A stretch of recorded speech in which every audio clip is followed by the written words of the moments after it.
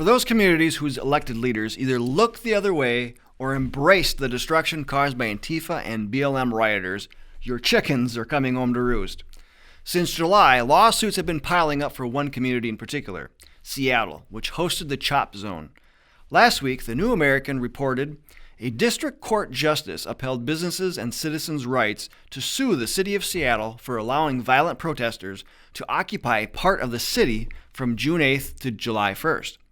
We'll look at the consequences that await Seattle, as well as report on what the Department of Justice has in store for Minneapolis in this episode of Activate America, Getting Active to Throw Off Government Tyranny.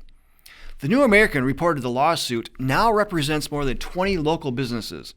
Angelo Caffo, an attorney for the businesses, said in an interview with Legal Talk Today, "This lawsuit is about the constitutional and other legal rights of plaintiffs, businesses, employees, and residents in and around CHOP, which have been overrun by the city of Seattle's unprecedented decision to abandon and close off an entire city neighborhood, leaving it unchecked by the police, unserved by fire and emergency health services, and inaccessible to the public at large.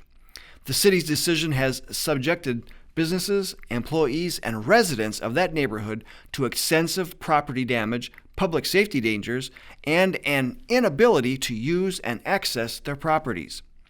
Now, the Declaration of Independence explains that governments are instituted to protect our God-given rights. It lists 4 truths as self-evident. 1. All men are created equal. 2. They are endowed by their Creator with certain unalienable rights, including life, liberty, and the pursuit of happiness. 3. Governments are instituted to secure these rights, deriving their just powers from the consent of the governed. And 4. Whenever any form of government becomes destructive of these ends, it is the right of the people to alter or abolish it and to institute a new government. The city of Seattle trampled on this basic premise of American government when it allowed 6 city blocks to be turned into a lawless, violent area in which criminals freely violated the rights of residents, business owners, and other property owners. The New American reminds us that during the widespread violence, looting, and arson, Seattle Mayor Jenny Durkan praised and encouraged the protesters by stating in an interview on CNN that the 6 occupied blocks of CHOP were more like a block party atmosphere and that we could have the summer of love. Well, this summer of love is now turning into the winter of judgment as cases make their way through the court. Again, action and inaction have consequences, especially for those who acquiesce to the lawlessness of leftist revolutionists. For these revolutionists, the issue is not racial justice. It never was. The goal is always revolution. The John Birch Society has reported on this tactic since the early 1960s.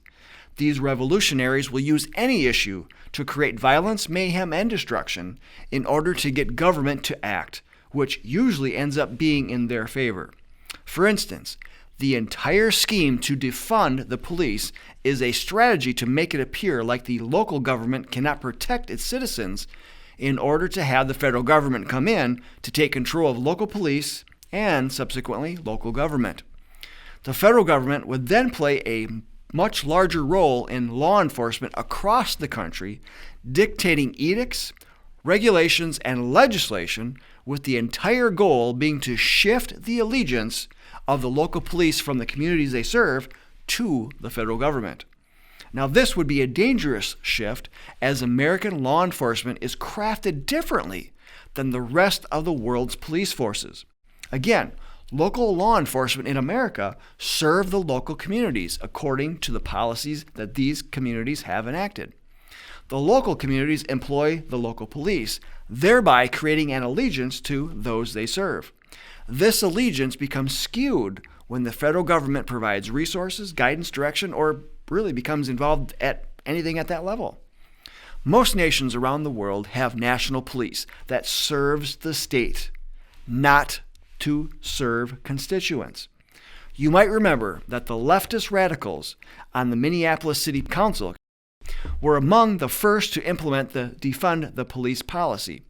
In mid-June, it voted unanimously to dismantle the police department and replace it with a community-led public safety system, which it did not even have in place nor even defined at that time.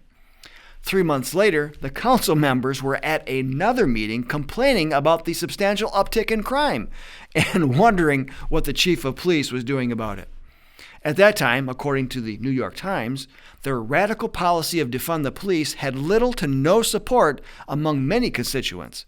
It pointed to a Star Tribune poll that reflected only 35% of black residents supported defunding, while 50% did not. Now comes the news that the U.S. Department of Justice has launched the Law Enforcement Training and Technical Assistance Response Center.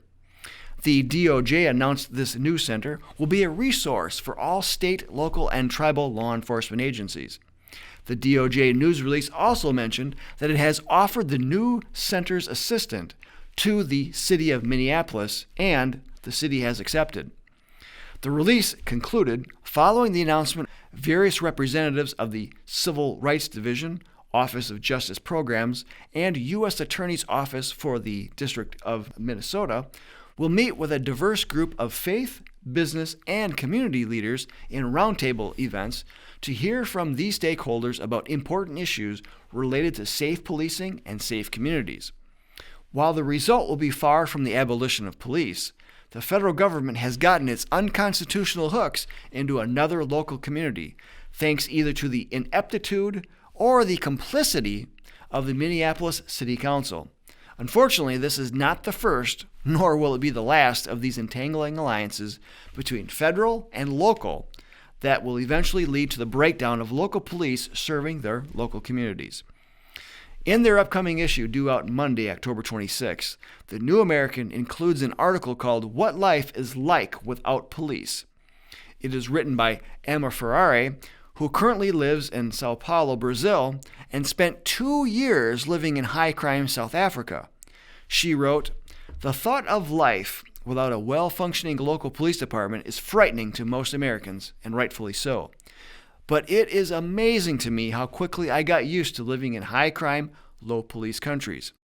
Americans should not assume we would never tolerate the extreme levels of crime seen in Brazil and South Africa. The unthinkable can become your normal way of life much faster than you might expect." With the advent of this year's street violence, gun sales across America have exploded.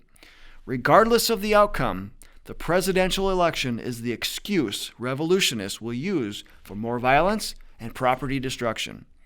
If President Trump is reelected, then we can expect even more lawlessness from these leftists.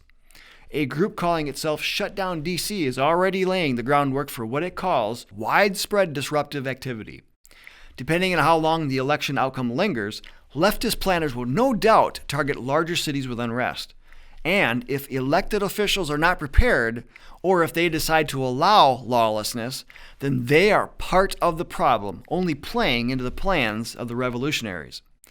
Since the early 1960s, members of the John Birch Society have created Support Your Local Police and Keep Them Independent committees across the country with the goal of keeping local police working for those they serve and not being encumbered by entangling alliances with the federal government or any other group seeking to take control of the police. Those committees are needed now more than ever, and your help in standing behind your local police sends a signal to elected officials that the community stands squarely with law and order and not with the lawlessness of revolutionaries. These next several weeks could prove to be very difficult for local law enforcement, so please make every effort to use law and order as a recruiting tool for your existing SYLP committees or to create a SYLP committee if you haven't already. Committees consist of both JBS members and non-JBS members working together. The weeks following the election leading up to Thanksgiving could also be prime weeks in conducting neighborhood literature drops or approaching local businesses. We have many items that you can use at shopjbs.org, and we'll include those links in the video description. With your help, one member at a time, one leader at a time, we will stop tyranny and restore the American Republic for all Americans. So we have to ask, will you act today? Until next time, this is Bill Hahn for the John Birch Society saying stay active, everyone.